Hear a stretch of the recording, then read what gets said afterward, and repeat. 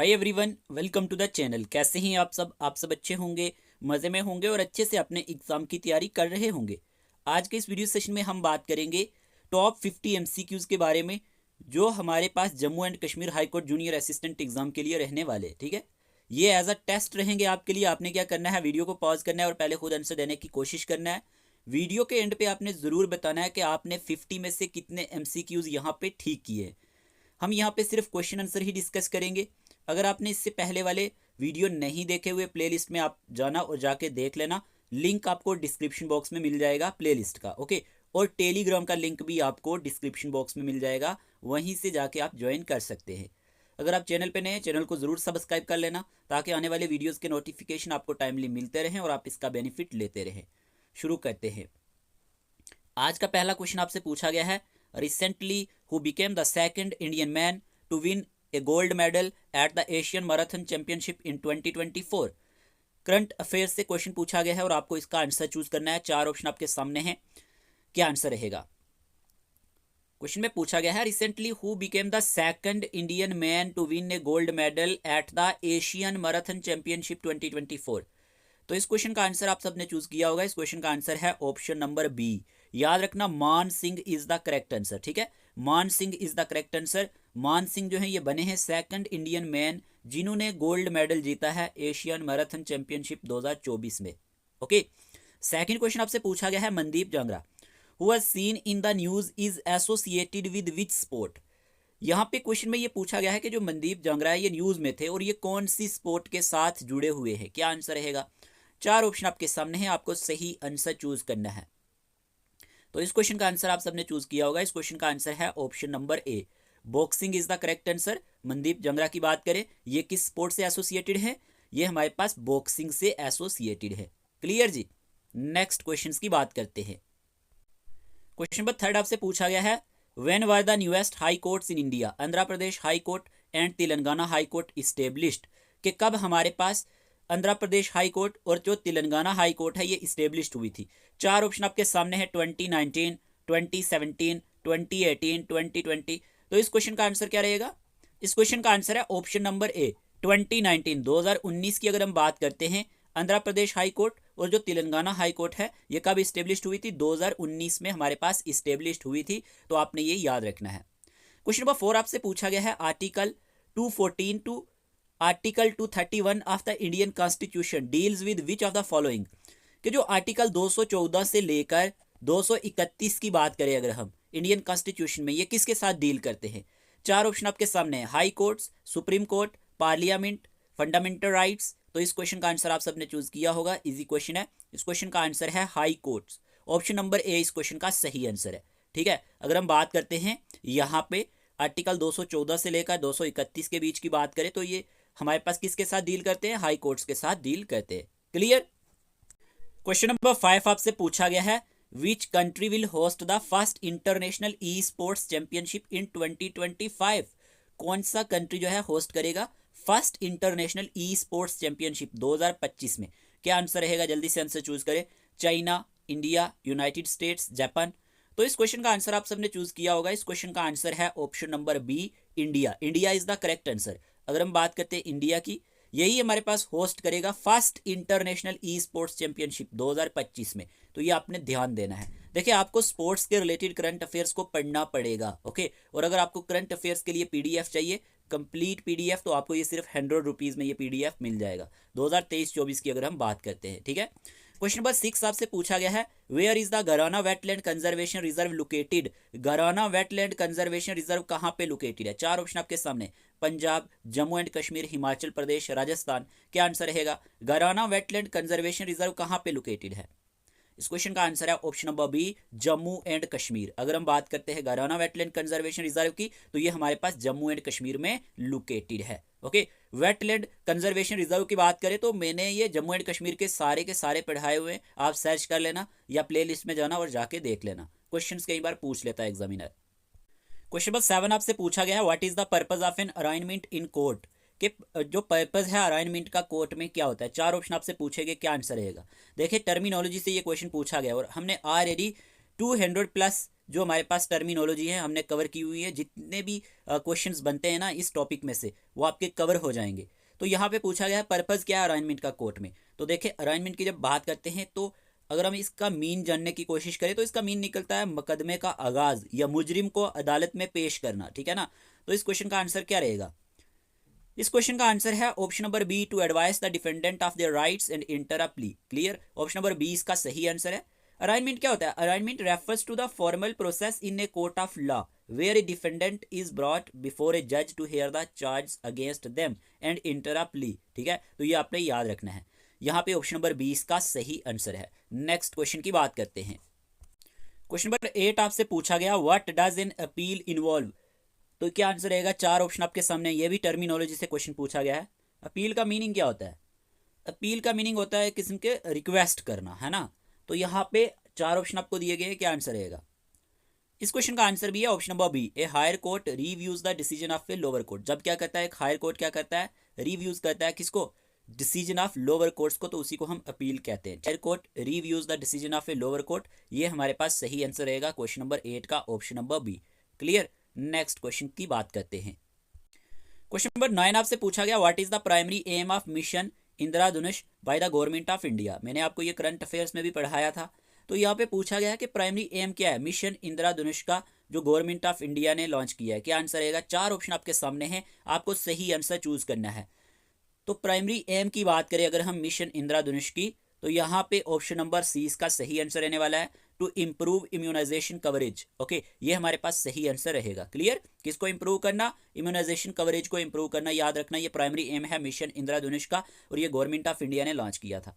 Question number 10 आपसे पूछा गया है who is the current chief minister of Assam. के करंट चीफ मिनिस्टर असम के कौन है? जल्दी से आंसर चूज करें, चार ऑप्शन आपको दिए गए हैं। इस क्वेश्चन का आंसर आपने चूज किया होगा, ऑप्शन नंबर डी इसका सही आंसर है, ठीक है। हिमांता बिस्वा शर्मा की बात करें अगर हम, ये करंट चीफ मिनिस्टर हैं असम के। तो यहाँ पे हमारे पास 10 MCQs हो चुके हैं। होप आपने ये सब क्वेश्चंस ठीक किए होंगे, एटलीस्ट 8 तो ठीक किए ही होंगे। ओके, नेक्स्ट क्वेश्चंस की बात करते हैं। क्वेश्चन नंबर 11 आपसे पूछा गया what is the term for a place where one can sun bath and enjoy sunlight. देखें ये इंग्लिश से क्वेश्चन पूछा गया और वन वर्ड सब्सटीट्यूशन से पूछा गया क्वेश्चन है। इस तरह के क्वेश्चंस आपको देखने को मिल सकते हैं। तो यहाँ पे पूछा गया है यहाँ पे कौन सी टर्म यूज होगी? क्या आंसर रहेगा? What is the term for a place where one can sun bath and enjoy sunlight. तो इस क्वेश्चन का आंसर, चार ऑप्शन आपको दिए गए थे, ऑप्शन नंबर ए इसका सही आंसर रहने वाला है, ठीक है। सोलोरियम। ओके, सोलोरियम की बात करें refers to a room or space designed for sun bathing all to receive sunlight, ठीक है। तो ये आपने याद रखना है। सिंपल सा मीन इसका ये निकलता है कि जो हमारे पास सूरज की रोशनी वाला कमरा होता है ना, उसी को हम सोलोरियम बोलते हैं। तो ये टर्म इसके लिए यूज की जाती है। Solarium is the term for a place where one can sun bath and enjoy sunlight. Option number A ही इसका सही आंसर रहेगा। अब 12 में पूछा गया what is a glass container called where fish and other water animals are kept. ये तो इजी क्वेश्चन पूछा गया है। तो क्या आंसर रहेगा? चार ऑप्शन आपके सामने हैं। इस क्वेश्चन का आंसर है option number B. Okay, aquarium. Aquarium क्या होता है? ये ग्लास कंटेनर हम मान के चल सकते हैं जिसमें फिश या फिर जितने भी वाटर एनिमल्स होते हैं ना जिनको रखा जाता है। तो आपको मालूम होना चाहिए जैसे फिश को किस में रखा जाता है? इक्वेरियम में रखा जाता है। तो यहाँ पे इस क्वेश्चन का आंसर इक्वेरियम रहेगा। ओके, ऑप्शन नंबर बी इसका सही आंसर रहेगा। क्वेश्चन नंबर 11 का ऑप्शन नंबर ए सोलोरियम हमारे पास सही आंसर है, सोलोरियम। और यहाँ पे 12 का आंसर हमारे पास इक्वेरियम। क्लियर, नेक्स्ट क्वेश्चन की बात करते हैं। क्वेश्चन नंबर 13 आपसे पूछा गया choose the सिनोनियम of the word abundant. अच्छा, सिनोनियम क्या हुआ? Same meaning. आप सबको ये तो मालूम है। आपको बताना है कि अबंडेंट का मीनिंग तो हमें पता है क्या होता है, काफ़ी ज़्यादा कोई चीज़ होती है, ठीक है ना। काफ़ी ज़्यादा तादाद में, कसीर तादाद में जो चीज़ होती है उसको हम अबंडेंट बोलते हैं, ठीक। तो यहाँ पे ना आपको बताना है कि कौन सा ऐसा और वर्ड है जिसका यही मीन निकलता है। चार ऑप्शन आपके सामने दिए गए। तो इस क्वेश्चन का आंसर है ऑप्शन नंबर बी, प्लेंटीफुल, ठीक है। Plentiful is the correct answer, क्योंकि सेम मीनिंग वाला वर्ड बताना था आपको। अब यहीं पे क्वेश्चन नंबर 14 पूछा गया antonym of the word optimistic. अच्छा, ऑप्टिमिस्टिक क्या होता है? देखिए जो इंसान खुश मिजाज इंसान होता है, पॉजिटिव थिंकिंग वाला इंसान होता है, उसको हम ऑप्टिमिस्टिक बोलते हैं, ठीक है। अब आपको यहीं पे इसका एंटोनियम बताना है, यानी कि अपोजिट बताना है। इस वर्ड का अपोजिट मीनिंग क्या होगा? कौन सा वर्ड होगा? क्या आंसर रहेगा? इस क्वेश्चन का आंसर है यहाँ पे option number C, pessimistic. Okay, pessimistic is the correct answer. Clear, तो यहाँ पे इन दोनों वर्ड्स की आपको समझ आ चुकी होगी। इस तरह के क्वेश्चंस भी एग्जाम में देखने को मिलते हैं। इस वीडियो में हमारे पास मिक्स क्वेश्चन है। क्लियर, क्वेश्चन नंबर 15 आपसे पूछा गया choose the correct active voice for the sentence our task had been completed before sunset. देखिए एक्टिव वॉइस पैसिव वॉइस आपने पढ़े होंगे, तो यहाँ पे ना ये क्वेश्चन इसी पोर्शन से पूछा गया है एक्टिव वॉइस से। बताइए क्या आंसर रहेगा।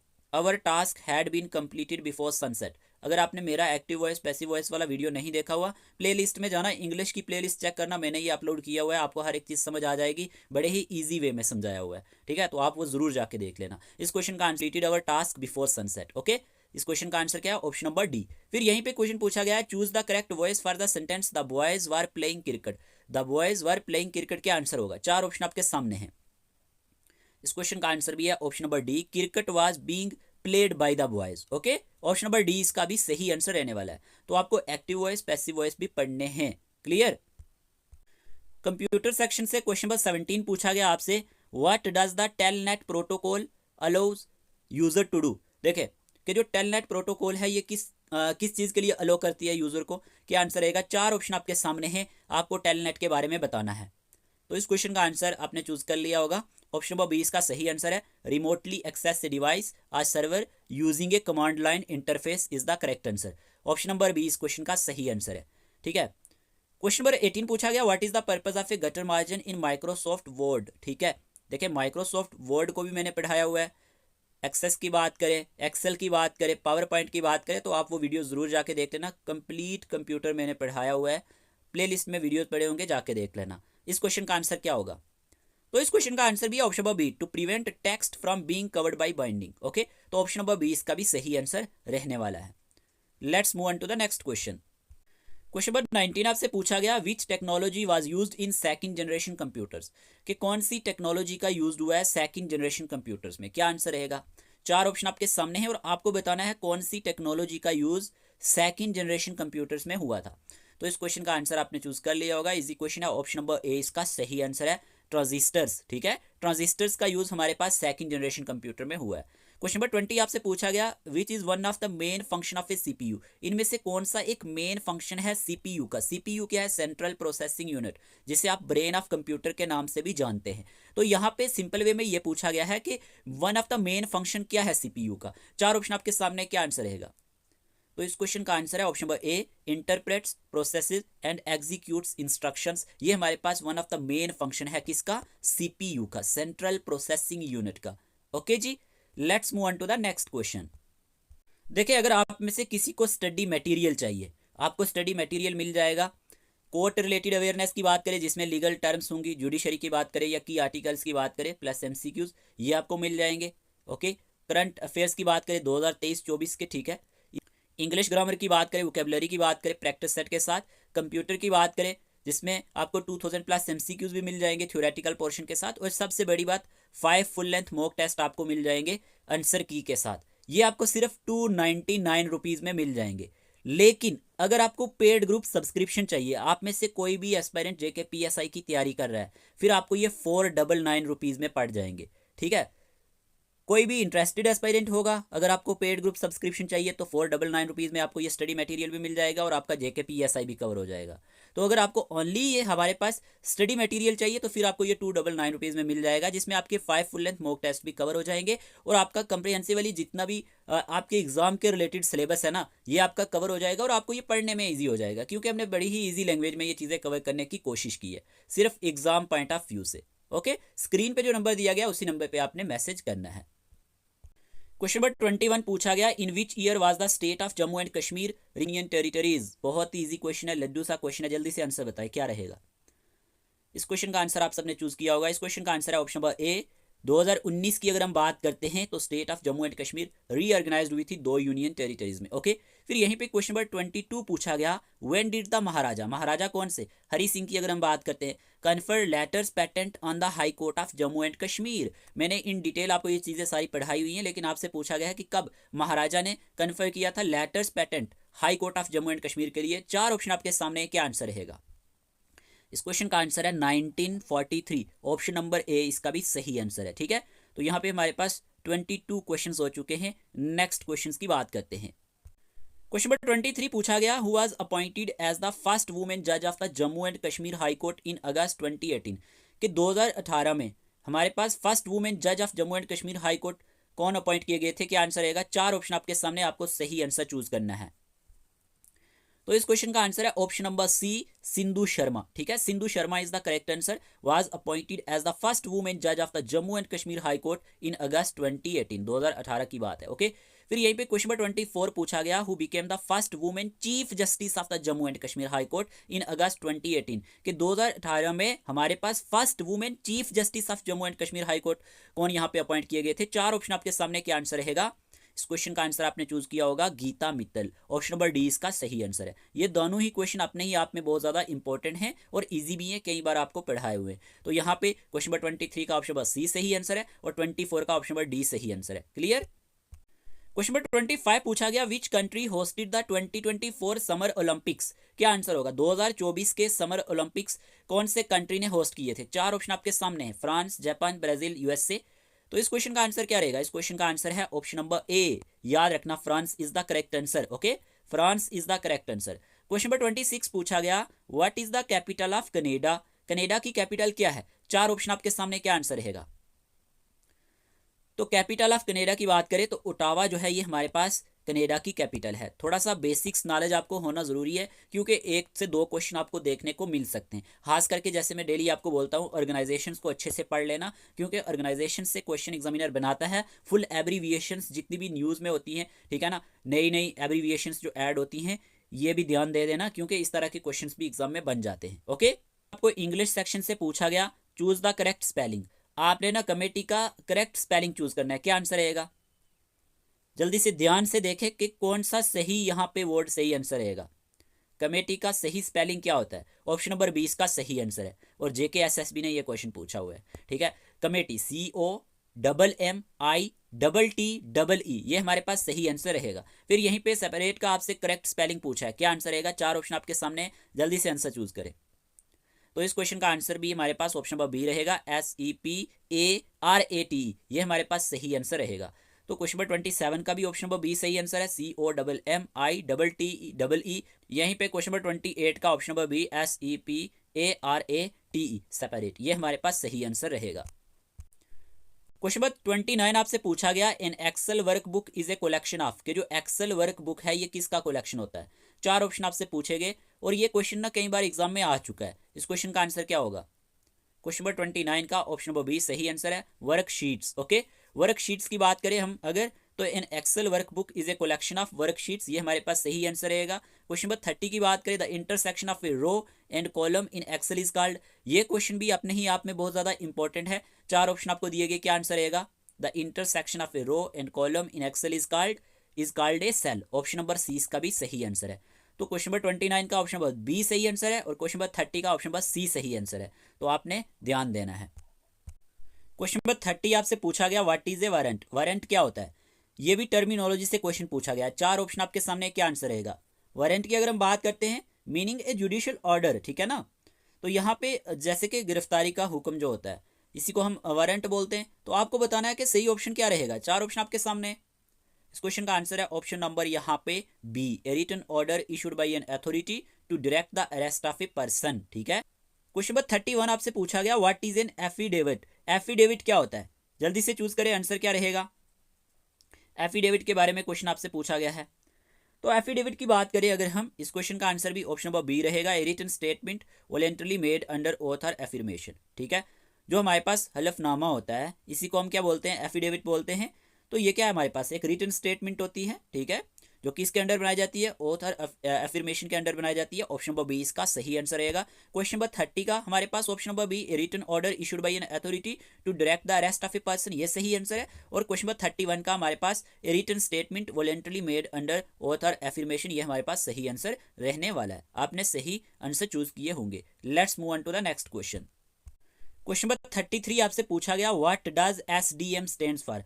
SDM की फुल एब्रीविएशन क्या होती है, जल्दी से आंसर चूज करें। SDM की फुल एब्रीविएशन पूछी गई है।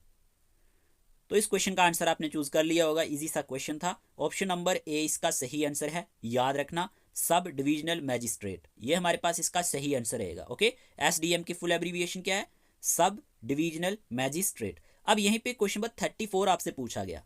क्वेश्चन नंबर 34 पूछा गया, what is the full form of IPC in legal terms, के IPC की फुल एब्रीविएशन क्या है लीगल टर्म्स में। क्या आंसर रहेगा, जल्दी से आंसर चूज करें। IPC की फुल एब्रीविएशन पूछी गई है। तो जब हम बात करते हैं आईपीसी के बारे में, आईपीसी क्या है? Indian penal code. Option number यहाँ पे हमारे पास ए सही आंसर है। Indian penal code is the correct answer. ये हमारे पास क्या है? एक मेन क्रिमिनल कोड है इंडिया का, जो डिफाइंस करता है, किसको डिफाइन करता है? ऑफेंसेस को। ठीक है, तो ये आप याद रखेंगे। एंड प्रिस्क्राइब्स करता है पुनिशमेंट्स को क्राइम्स के लिए इंडिया में। ओके, तो ऑप्शन नंबर ए ही इसका सही आंसर है। क्वेश्चन नंबर 33 का ऑप्शन नंबर ए सब डिविजनल मैजिस्ट्रेट सही आंसर है। और यहीं पे आईपीसी की फुल एब्रीविएशन की बात करें, Indian penal code is the correct answer. Okay, question number 35 आपसे पूछा गया, fill in the blanks. There is dash fish in dash bottle. आपको बताना है, यहाँ पे आर्टिकल को फिल करना है। क्या आंसर रहेगा? तो यहाँ पे ऑप्शन नंबर बी सही आंसर रहेगा, there is a fish in the bottle. Okay, अब यहाँ पे देखें, ए का यूज कहाँ पे होता है? A is used before words that begin with a consonant sound. जो किससे शुरू होते हैं? कंसोनेंट साउंड से। जैसे ए कैट, ठीक है ना, a horse, okay, A car. इसी तरह से अगर हम बात करते हैं, एन किसके साथ यूज होता है? तो an is used before words that begin with a vowel sound, यानी कि जो हमारे पास किससे शुरू हो वर्ड? वोवल साउंड के साथ। A E I O U. Example, an umbrella, ठीक है, an hour, an honest man, इस तरह से। दा की बात करें, the is use before both singular and plural nouns when they are specific, जैसे कि दा कैट, ठीक है, दा मून, इस तरह से। तो यहाँ पे आंसर क्या है? फिल इन द ब्लैंक्स में there is a fish in the bottle. Okay, यहीं पे क्वेश्चन नंबर 36 पूछा गया, fill in the blanks, dash light comes from the sun. अब यहाँ पे आपको बनना है, क्या आंसर आएगा? Dash light comes from the sun. चार ऑप्शन आपके सामने, क्या आंसर रहेगा? यहां पे अगर हम बात करें, डी ऑप्शन सही आंसर रहेगा, नो आर्टिकल। देखें, अनकाउंटेबल नाउन्स के साथ अगर हम बात करते हैं, जितने भी अनकाउंटेबल नाउन होते हैं ना, इनके साथ नो आर्टिकल का यूज किया जाता है। ठीक है, जैसे आई नीड वाटर, तो यहाँ पे ए नहीं आएगा, ना ही दा आएगा, ठीक है, ना ही एन आएगा। तो वाटर को हम काउंट नहीं कर सकते। इसी तरह से लाइट को हम काउंट नहीं कर सकते। तो ये चीज़ें आपने याद रखनी है कि हमारे पास अनकाउंटेबल नाउन्स के साथ हमारे पास नो आर्टिकल का यूज होता है। ऑप्शन नंबर डी इसका सही आंसर रहेगा। ओके, क्वेश्चन नंबर 37 पूछा गया आपसे, what is Asia's first water transport service launched on Dal lake called. Current affair से क्वेश्चन पूछा गया है, Asia's first water transport service जो लॉन्च की गई डल लेक पे, ये क्या कहलाती है? चार ऑप्शन आपके सामने है, क्या आंसर रहेगा? इस क्वेश्चन का आंसर है option number B, Uber shikara. Okay, Uber shikara is Asia's first water transport service launched on Dal lake. तो ये आपने याद रखना है। देखिए, आपको जेएंडके के करंट अफेयर्स पढ़ने पड़ेंगे। मैंने यूट्यूब पे भी करवाए हैं, तो बाकी आपको पीडीएफ्स में भी मिल जाएंगे। तो यहाँ पे ऑप्शन नंबर 20 का सही आंसर है, Uber shikara is the correct answer. Question number 38 पूछा गया, Jitendra Singh led the foundation for the road project from Ramnagar to which place in Udhampur district. कि जो जितेंद्रा सिंह हैं, इन्होंने लेड किया फाउंडेशन रोड प्रोजेक्ट्स के लिए रामनगर से कौन सी जगह तक, अगर हम उधमपुर डिस्ट्रिक्ट की बात करते हैं। चार ऑप्शन आपके सामने, क्या आंसर रहेगा? इस क्वेश्चन का आंसर है option number C, Ramwel. Okay, Ramwel is the correct answer. Next question की बात करते हैं। क्वेश्चन नंबर 39 पूछा गया, what is the minimum age to become a member of the Lok Sabha. देखे, अगर आपको मेंबर ऑफ लोकसभा बनना है तो आपकी मिनिमम एज कितनी होनी चाहिए? क्या आंसर रहेगा? कॉमन सा क्वेश्चन है और इजी है। तो इस क्वेश्चन का आंसर है option number C, 25 years. Okay, minimum age कितनी होनी चाहिए लोकसभा का मेंबर बनने के लिए? 25 ईयर्स होनी चाहिए। क्वेश्चन नंबर 40 पूछा गया, the concept of the federal system in the Indian constitution is taken from which country. क्या आंसर रहेगा? तो इस क्वेश्चन का आंसर है option number D, Canada is the correct answer. जो कंसेप्ट है फेडरल सिस्टम का इंडियन कॉन्स्टिट्यूशन में, ये कहाँ से लिया गया है? कनाडा से। ओके, यानी कि कनाडा के कॉन्स्टिट्यूशन से ये आइडिया हमने अपने कॉन्स्टिट्यूशन में लाया है। तो ये आपने याद रखना है, the concept of the federal system in the Indian constitution is taken from Canada. Okay, option number D इसका सही आंसर है। इस तरह के बेसिक्स क्वेश्चन भी आपको पता होने चाहिए। मैक्सिमम तो आपको जुडिशरी से क्वेश्चन पूछे जाएंगे, लेकिन इतनी नॉलेज आपको होनी जरूरी है, इसीलिए ये क्वेश्चन मैंने यहाँ पे लाने की कोशिश की है। क्वेश्चन नंबर 41 पूछा गया, in the context of computing what is the full form of URL. URL की फुल एब्रीविएशन क्या है? जल्दी से आंसर चूज करें, इजी सा क्वेश्चन है। इस क्वेश्चन का आंसर है uniform resource locator. Option number C इसका सही आंसर है। यूआरएल क्या होता है? Uniform resource locator. अब यहीं पे क्वेश्चन पूछा गया आपसे, what is a small portable flash memory card that plugs into a computer USB port and functions as a portable hard drive. क्या आंसर रहेगा?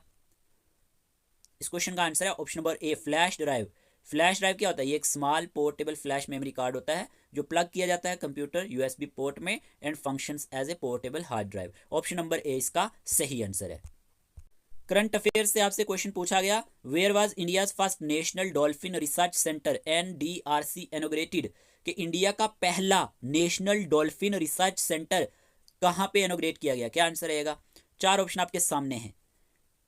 इस क्वेश्चन का आंसर है option number A, Patna. Okay, Patna is the correct answer. आपने याद रखना है कि इंडिया का पहला national dolphin research centre Patna में इनोग्रेट किया गया। ओके जी। क्वेश्चन नंबर 44 आपसे प्यारे दोस्तों पूछा गया, exercise Samudra Lakshmana is conducted between which two countries, कि जो एक्सरसाइज समुद्रा लक्ष्मणा है, ठीक है ना, ये कंडक्ट की गई थी कौन से दो कंट्रीज के बीच में? क्या आंसर रहेगा? जल्दी से आंसर चूज करें।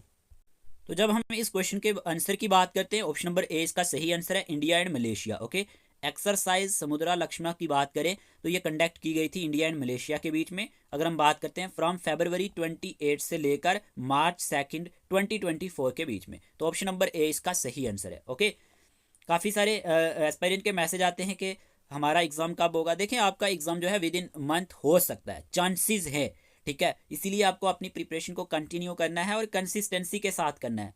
देखिए, डीमोटिवेट नहीं होना है। काफ़ी सारे एस्पायरेंट बहुत ज़्यादा परेशान हैं। देखिए, आप मेहनत कर रहे हैं, आपको अपनी मंजिल ज़रूर मिलेगी। जो मेहनत करते हैं उनको अपनी मंजिल एक दिन मिल के रहती है, ठीक है। अगर आपने जो पढ़ा है आज आप छोड़ देंगे तो इसका कोई फ़ायदा नहीं है। इसीलिए आपको दिन रात हार्ड वर्क तो करना ही पड़ेगा और कोई चारा भी नहीं है ना। वो कहते हैं ना, मुश्किल वक्त भी गुजर जाएगा, बस आगे बढ़ते रहो। देखिए, मेहनत का रंग ज़रूर चमकेगा आपका, थोड़ा सब्र रखने की नीड है। जो हिम्मत नहीं हारता वो कभी नाकाम नहीं होता, इसलिए आपने हिम्मत नहीं हारनी है। क्वेश्चन नंबर 45 आपसे पूछा गया, fill in the blank, nowadays Raktim studies dash the whole day. क्या आंसर रहेगा? इस क्वेश्चन का आंसर है throughout. Okay, nowadays Raktim studies throughout the whole day. याद रखना, यहाँ पे थ्रू आउट आएगा। ये आपसे प्रीपोजिशन से क्वेश्चन पूछा गया और यहीं पे क्वेश्चन पूछा गया, fill in the blank, you can see the doctor dash 8 AM and 12 noon. क्या आंसर रहेगा? इजी क्वेश्चन है। इस क्वेश्चन का आंसर है option number C, between. You can see the doctor between 8 AM and 12 noon. Okay, तो question number 45 का option number सी सही answer है और क्वेश्चन नंबर 46 का हमारे पास ऑप्शन नंबर सी सही आंसर है। तो ये आपने याद रखना है। क्वेश्चन नंबर 47 पूछा गया, who is referred to as the person who brings a case against N other in a court of law. क्या आंसर रहेगा? अच्छा क्वेश्चन है, टर्मिनोलॉजी से पूछा गया है। इस क्वेश्चन का आंसर है option number C, plaintiff. Okay, plaintiff किसे कहते हैं? मुद्दई को कहते हैं, ठीक है। It refers to a person who brings a case और legal action against N other in a court of law. तो ऑप्शन नंबर सी इसका सही आंसर रहेगा। क्वेश्चन नंबर 48 पूछा गया आपसे, what is the final decision of the court regarding the rights and liabilities of the parties in a case called. क्या answer रहेगा? जल्दी से आंसर चूज करें। इस क्वेश्चन का आंसर आपने चूज किया होगा, ऑप्शन नंबर डी इसका सही आंसर है, ठीक है।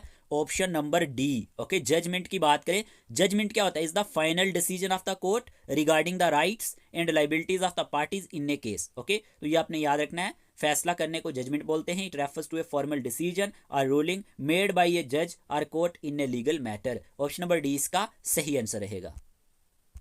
क्वेश्चन नंबर 49 पूछा गया, who said the supreme court of India is at long last becoming after 32 years of the republic the supreme court for Indians. क्या आंसर रहेगा? चार ऑप्शन आपके सामने। किसने ये बात कही है? The supreme court of India is at long last becoming after 32 years of the republic the supreme court for Indians. इस क्वेश्चन का आंसर है option number C, Upendra Baxi. Option number C इसका सही आंसर है। क्लियर। क्वेश्चन नंबर 50 आपसे पूछा गया, under which articles can the high courts and the supreme court issue Ritz. कौन से आर्टिकल्स के अंडर, जो हाई कोर्ट्स की बात की जाए या सुप्रीम कोर्ट की बात की जाए, ये इशू कर सकती हैं रिट्स। इस क्वेश्चन का आंसर क्या होगा? इस क्वेश्चन का आंसर है option number C, article 32 and article 226 is the correct answer. ये ऐसे आर्टिकल हैं जिनके अकॉर्डिंग हमारे पास हाई कोर्ट्स की बात करें या सुप्रीम कोर्ट की बात करें, ये इशू कर सकती है रिट्स को। तो यहाँ हमने 50 MCQs डिस्कस कर लिए। आपने कितने क्वेश्चंस ठीक किए? जल्दी से कमेंट बॉक्स में सभी के सभी एस्पायरेंट अपना अपना स्कोर मेंशन कर दें। ओके, इससे आपको भी आइडिया हो जाएगा कि आपकी प्रिपरेशन कैसी चल रही है। हम इसी तरह से आपके लिए लेक्चर्स लाते रहेंगे। आपकी PDFs आपको कैसे लेने हैं, स्क्रीन पे जो नंबर दिया गया उसी नंबर पे आपने मैसेज करना है। आप हमें इंस्टाग्राम पे भी फॉलो कर सकते हैं करंट अफेयर्स वगैरह के लिए, ठीक है। इसी नाम से हमारा इंस्टाग्राम का भी अकाउंट है, लर्न विद मीजू के नाम से। ओके, बाकी टेलीग्राम का लिंक आपको डिस्क्रिप्शन बॉक्स में मिल जाएगा, वहीं से जाके ज्वाइन कर लेना। आज के इस वीडियो सेशन में इतना ही रखते हैं, मिलते हैं एक नए लेक्चर के साथ। तब तक के लिए अपना ख्याल रखिएगा, अपने घर वालों का भी ख्याल रखिएगा।